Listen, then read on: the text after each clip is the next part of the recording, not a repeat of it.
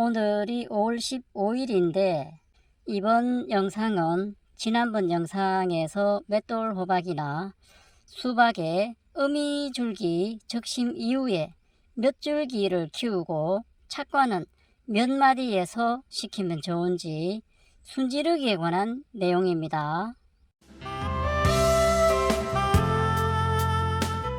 맷돌 호박이나 수박의 순지르기는 비슷하므로 맷돌 호박의 사례를 들어서 살펴보겠습니다.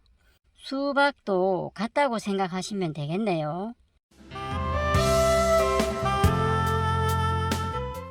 지난번 영상에서는 5마디에서 어미줄기의 생장점을 잘라줬죠. 요 5마디 정도에서 어미줄기를 적심을 해주면은 밑에 나오는 4마디, 3마디에서 나오는 아들줄기를 키우면 되거든요. 그래서 오늘이 4월 25일인데 우선은 이 어미줄기를 적심을 해주겠습니다. 그냥 똑 잘라주면 되거든요. 손으로 잘라도 됩니다. 어미줄기를 따버렸죠. 오늘이 5월 15일입니다. 어미줄기를 적심을 했는데 벌써 이만큼 나와가지고 어디가 적심을 해준 자리인지 알 수가 없을 정도로 자라버렸습니다. 이게 만약에 적심을 안 해줬더라면 이런 순들이 이렇게 빨리 나오지를 않았겠죠. 이 아들줄기죠. 이 아들줄기들이 벌써 많이 나왔습니다. 아들순이 40cm 정도 자랐네요. 왜냐하면 어미줄기 한 줄기를 키울 것이 아니고 저는 3줄기를 키울 것이므로 작물들에게는 정부우세성, 정화우세성, 그러니까 맨 위쪽에 있는 것이 잘 크는 성질이 있는데 이런 성질 때문에 맨 위쪽에 있고 먼저 나오는 어미줄기가 독주해버립니다. 또 착과율도 어미줄기보다 손자줄기보다 아들줄기가 제일 좋기 때문이지요. 물론 어미줄기 하나와 아들줄기 하나 이렇게 2줄기만 키울 경우에는 어미줄기를 잘라주지 않아도 된다고 했었고요. 줄기는 한 줄기를 키울 수도 있고 2줄기, 3줄기를 키울 수도 있습니다. 줄기 수가 많을수록 좀 더 자잘한 호박이 되는 것은 이해가 되지요. 서로 나눠 먹어야 하니까 작아질 수밖에 없고요. 한 포기에 엄청 큰 것 하나만 달고 싶다면 어미줄기 한 줄기를 키우고 20마디 정도에서 한 개만 달고 나머지는 다 따버리면 되겠지요. 어미줄기에 20마디 내외에서 달리는 호박이 아들줄기보다 가장 우량한 것이지요. 하지만 판매용이 아닌 자가 소비인 텃밭에서는 좀 굵지 않더라도 개수도 필요하지요.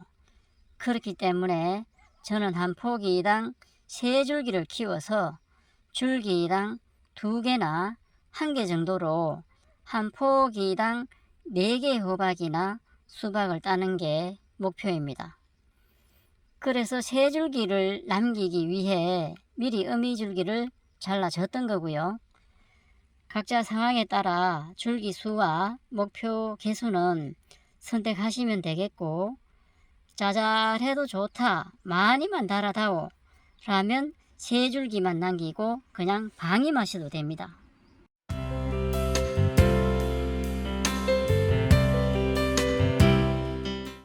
아들줄기를 내고 있고 여기도 아들줄기 내고 있고 또 여기도 내고 있죠.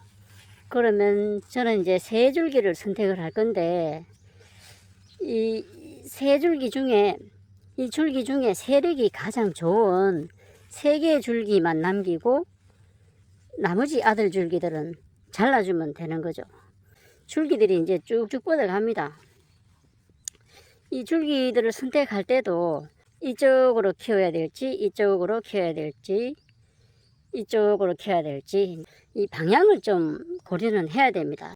하나, 둘, 3줄기가 나왔습니다. 5마디에서 3마디 사이에 세력이 가장 좋은 3줄기를 남기면 되겠고 3줄기만 남기고 나머지 순들은 다 잘라주겠습니다. 세 줄기만 튼실하게 자라고 있어 잘라줄 줄기가 없네요. 이게 어미 줄기를 미리 잘라줬던 효과죠. 어찌 이해 좀 되시나요? 최대한 자세하게 설명하려고 하지만 저도 어렵네요. 아들 줄기는 유인하고자 하는 줄기가 결정되면 그 외에 계속 나오는 아들 줄기는 조기에 제거해 줘야 불필요한 양분 소모를 막을 수 있습니다. 왜냐하면 계속해서 또 이런 부위에서 아들 줄기들을 냅니다. 요게 아들 줄기니까 아들 줄기와 요 잎 사이에 또 개순이 하나 나옵니다. 요거는 손자순이거든요. 요런 손자순들은 다들 제거를 해줘야 됩니다. 요 마디에서 개순들이 또 나오거든요. 개순들이 계속 나오기 때문에 이런 개순들은 또 잘라줘야 됩니다. 안 그러면은 순이 엄청 많거든요. 그런 개순들을 잘라줘야 되고 해야 됩니다. 다 잘라줍니다.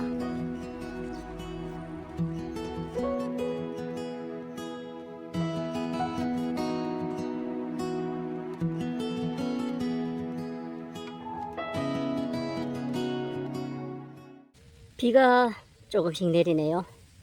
그러면은 이 몇 마디에서 호박을 달아야 하고 이 겨순 손자 줄기는 어떻게 처리해야 되는지 궁금하겠지요. 여기 잎이 하나 나오고 여기 잎이 나오고 요걸 마디라 그러죠. 요 마디가 8마디 정도 나왔을 때 앙꽃이 하나 피거든요. 물론 한 4마디 정도에서 앙꽃이 피는 경우도 있습니다. 그런 경우는 호박이 달린다 하더라도 따져버리고 저 저리에 달린 호박은 솎아주는 게 좋습니다. 줄기도 키워야 하지만 이때는 잎이 부족하기 때문에 놔둬봤자 호박이 안 굵어지고 자잘합니다. 만약에 8마디에서 앙꽃이 나와서 호박이 하나 맺혔다면은 그 바로 밑에 요 7마디째 나오는 손자수는 그대로 두고 6마디, 5마디, 4마디 그 이전의 것은 손자줄기 요 개수는 제거를 해버린다는 겁니다. 개수들은 다 제거를 해버리고 제가 앞으로 키울 줄기당 착과 지점은 아들 줄기의 특성상 12마디에서 15마디 정도에서 달리는 게 그 줄기에서 1등짜리입니다. 어미 줄기를 키울 경우는 20마디 내외가 1등짜리고요. 그러면 8마디 내외에서 앙꽃이 피는데 이건 수정이 잘 되어서 굵어지기 시작하면 일단은 놔둡니다. 왜냐하면 호박은 벌이 없다거나 기후 조건이 안 맞아서 수정이 잘 안 되더라고요. 그래서 달렸나 싶었는데 며칠 지나면 떨어져 버리는데 이건 수정이 안 되어서 그렇거든요.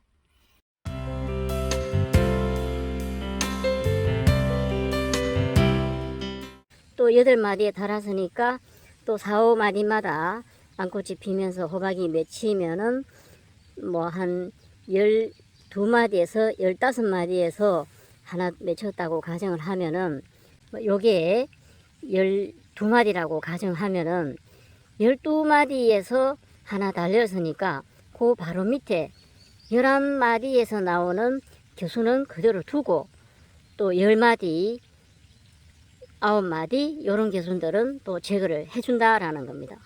만약에 12마디에서 달렸다고 가정하면은 13마디, 14마디 붙어서 나오는 개순들은 제거를 해주고 만약에 요게 20마디에서 달렸다. 그러면 20마디 바로 아래에 요게 19째 마디가 되겠죠. 19째 마디에서는 개순을 그대로 두면서 키우고 18마디, 17마디, 16마디 크기는 요 개순들을 제거를 해줘 버린다는 겁니다. 그럼 요게 만약에 20마디였으면은 21번째, 2번째, 3번째까지는 개순을 제거를 해주고 24번째 마디에서부터는 그대로 키우는 거죠.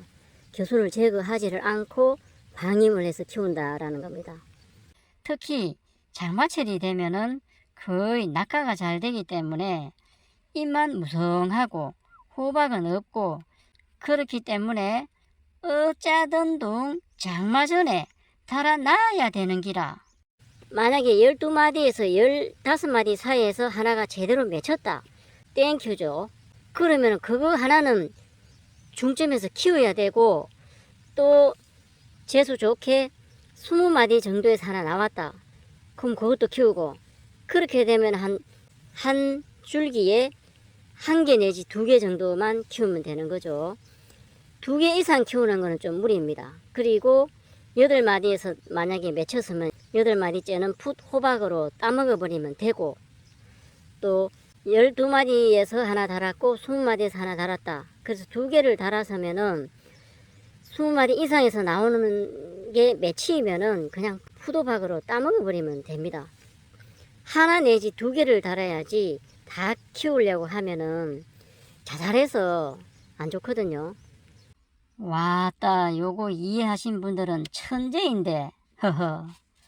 제가 말해놓고도 저도 아리까리한데요. 요거 이해 못하신 분들은 원하는 부위에 착과될 때까지만 손자손들은 잘라주고, 착과되고 나면 그냥 방임해버리면 됩니다. 손자손들을 잘라주는 이유는 쓸데없는데 영양을 빼앗기지 말고 줄기를 키워서 빨리 열매를 달아라 이거지요. 물론 수세가 너무 좋으면 손자손들도 자르지 않고 수세를 조절하기도 하는데, 이건 뭐 학문 연구하는 학자도 아니니 머리 아프니까 그냥 이 정도만 해도 누런 호박을 딸 수 있습니다. 저처럼 수박과 호박을 함께 심어 놓으면 좋은데, 수박꽃은 꽃도 아닙니다. 향기도 없어요. 그래서 벌들도 잘 안 옵니다. 누가 호박을 아름답지 않음에 비유했나요? 참네. 호박꽃에는 벌들이 엄청 옵니다. 마침 호박꽃에 온 벌들이 수박꽃에도 가는 거지요. 그래서 함께 심어 놓은 깊은 뜻이 다 있는 겁니다. 와따, 아직도 할 말은 많은데 너무 길어져서 여기서 마무리하고, 호박이나 수박이 자라는 과정에서 다시 업로드 하겠습니다. 감사합니다.